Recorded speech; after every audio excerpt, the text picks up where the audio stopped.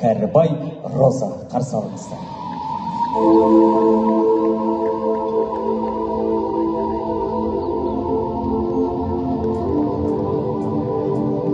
Көруге көздер ашық, сезуге көңіл ояу, түнімнен ұйқы қашып, қалғанда таңға таяу, ақырын есік ашып, төменге түстім баяу, асықпай анық басып, көшеге шықтым жаяу.